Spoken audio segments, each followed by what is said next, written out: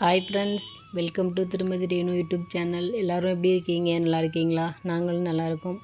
இன்றைக்கி இந்த வீடியோவில் வந்துட்டு நம்ம ஓணம் பண்டிகை அன்றைக்கி ஃப்ளவர்லாம் வந்துட்டு நிறையா ஊற்று வச்சுருந்தேன்னு சொல்லியிருந்தேன்ல, அதுக்காக தான் அந்த மறுநாள் அதுக்கப்புறம் வந்துட்டு சாமி ரூமுக்குள்ளேயே வந்துட்டு ஃப்ளவர் வச்சு சூப்பராக ஒரு ரங்கோலி போட்டுட்டு அந்த பூவை வந்து யூஸ் பண்ணிக்கலாம் அப்படின்னு சொல்லிட்டு அதுக்காக தான் ஃபஸ்ட்டு சுத்தம் பண்ணிவிட்டு அதுக்கப்புறம் வந்துட்டு கோலம் போட்டுக்கலாம்.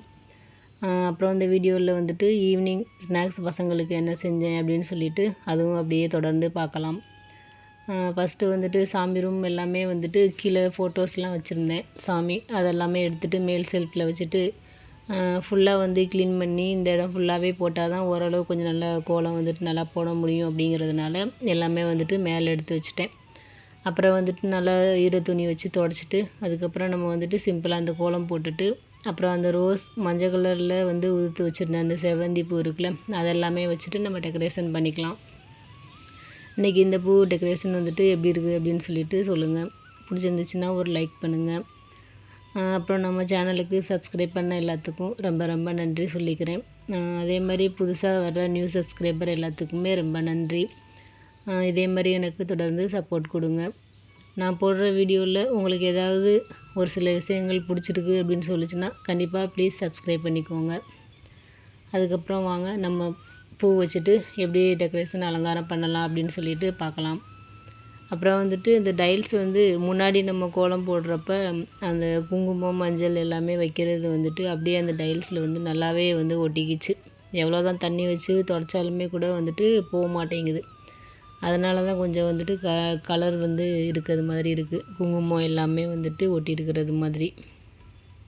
அப்புறம் வந்துட்டு இந்த மாதிரி ஃபஸ்ட்டு எப்போயுமே நார்மலாக நம்ம சின்ன வயசுலலாம் அடிக்கடி போடுற கோலம் வந்துட்டு இதுதான். எப்போயுமே வந்துட்டு இந்த கோலம் டக்கு டக்குன்னு ஈஸியாக எல்லாத்துக்குமே வந்துடும்.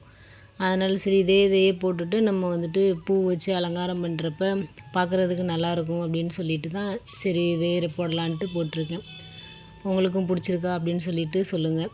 இந்த கோலத்துக்கு பேர் வந்து அருவாமனை கோலம் அப்படின்னு சொல்லிட்டு சொல்லுவாங்க. இந்த மூக்கு அருவாமனை மூக்கு மாதிரியே இருக்கிறதுனால அந்த மாதிரி வந்துட்டு சொல்லுவாங்க.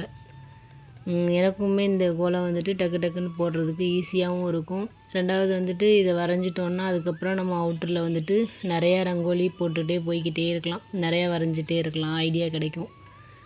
இங்கே வந்துட்டு சாமி ரூம் வந்து குட்டியாக தானே இருக்குது, அதனால் இடம் பத்தாததுனால இதோட மட்டும் நிப்பாட்டிட்டு அப்புறம் இங்கிட்டு சுற்றிலையும் வந்துட்டு குட்டி குட்டியாக வேறு மாதிரி ஃப்ளவர் வச்சுட்டு நம்ம டெக்கரேஷன் பண்ணிக்கலாம்.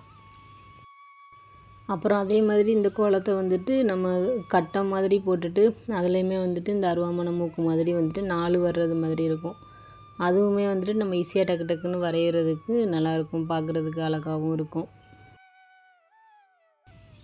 இந்த ரோஸ் வந்துட்டு இன்னுமே நல்லா வந்துட்டு குட்டி குட்டியாக சிசர் வச்சு கட் பண்ணோன்னா நல்லாயிருக்கும், பார்க்குறதுக்கு போட ஈஸியாக நல்லாயிருக்கும். இன்றைக்குமே வந்துட்டு நான் சிசர் வச்சுட்டு கட் பண்ணலை, கையிலேயே தான் கிள்ளி தான் வச்சுக்கிட்டேன். அப்புறம் நம்ம செம்பருத்தி இலை வந்துட்டு எப்பயும் போல் அங்கங்கே வந்துட்டு வச்சுட்டு அது மேலே வந்துட்டு பூ வச்சு எப்படி பண்ணுறது அப்படின்னு சொல்லிட்டு பார்ப்போம். உண்மையிலேயே வந்துட்டு நம்ம கலர் கோலம் மாவு வச்சுட்டு போடுறத விடையும் இந்த மாதிரி பூ எல்லாம் வச்சுட்டு கோலம் வந்து டெக்கரேஷன் பண்ணுறப்ப பார்க்குறதுக்கே ரொம்ப அழகாக இருக்குது, மங்களகரமாகவும் இருக்குது. அதுவும் இல்லாமல் வந்துட்டு நடுவில் விளக்கெல்லாம் வச்சு ஏற்றிட்டு வச்சோன்னா பார்க்குறதுக்கே வந்துட்டு அவ்வளோ அழகாக சூப்பராக இருக்குது. இது மாதிரி வந்துட்டு நம்மளுக்கு பூ ரேட்டு கம்மியாக சீப்பாக நிறையா கிடைக்கும்ல, அந்த மாதிரி டைம்லலாம் வந்துட்டு அடிக்கடி இந்த மாதிரி பூ வச்சு நம்ம கோலம் போடுறதுக்கு ட்ரை பண்ணலாம். நல்ல ஐடியா, சூப்பராக இருக்கும் பார்க்குறதுக்கும். இன்றைக்கி வந்துட்டு நம்ம மரத்தில் இருந்துட்டு மாயிலையும் பறிச்சுக்கிட்டேன். அது வந்துட்டு அங்கே கொஞ்சம் கொஞ்சம் வைக்கிறப்ப நல்லா பார்க்குறதுக்கு க்ரீனாக மங்களகரமாக நல்லாயிருக்கும் அப்படின்னு சொல்லிட்டு அங்கே வந்துட்டு சோத்தை ஒட்டிட்டு வச்சுக்கிட்டேன். எல்லாமே முடிச்சுட்டு அதுக்கப்புறம் ஃபைனலாக எப்படி இருக்குன்னு சொல்லிட்டு பார்ப்போம். இன்றைக்கி வந்துட்டு ஏதோ எனக்கு தெரிஞ்ச அளவு சிம்பிளாக ஒரு டெக்கரேஷன் பண்ணிவிட்டு அதுக்கப்புறம் வந்துட்டு நம்ம நடுவில் செம்பருத்தி இலை வச்சுட்டு விளக்கேற்றிக்கலாம். இன்றைக்கி எப்படி இருக்குது, சூப்பராக இருக்கா அப்படின்னு சொல்லிட்டு சொல்லுங்கள்.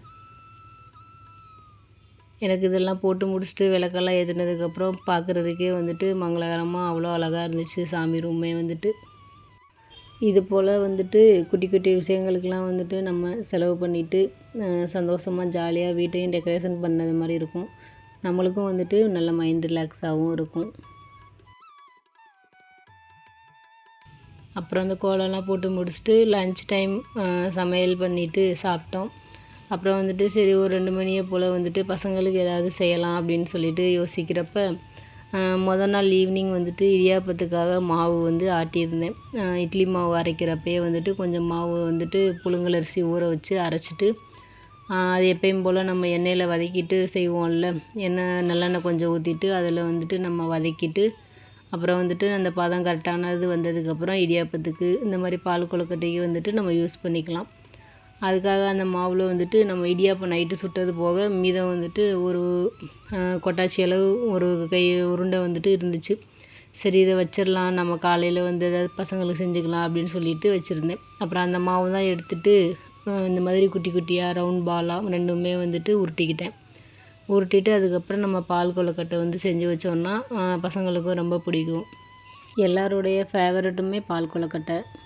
அப்போயும் சரி இப்போயும் சரி ரொம்ப ஃபேவரட்டானது எல்லாத்துக்குமே வந்து பிடிச்சது பால் கொழுக்கட்டை தான்.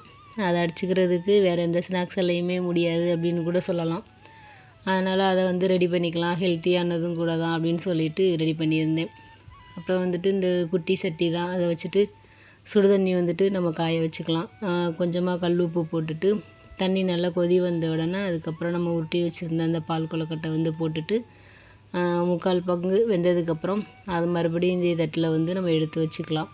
எடுத்து வச்சுட்டு அதுக்கப்புறம் வந்துட்டு வெள்ளைப்பாகு போட்டுட்டு நல்லா கரைஞ்சதுக்கப்புறம் திருப்பி மறுபடியும் நம்ம எடுத்து வச்ச இந்த பால் கொழுக்கட்டையெல்லாம் உள்ளே போட்டுட்டு மிக்ஸ் பண்ணிக்கிட்டு அதுக்கப்புறம் வந்துட்டு ஏலக்காய் தூள், அப்புறம் தேங்காய் குட்டி குட்டியாக நறுக்குனது, கொஞ்சமாக நெய் விட்டுட்டு நல்லா கெட்டியாகி வர்ற வரைக்கும் வேக விட்டுக்கலாம்.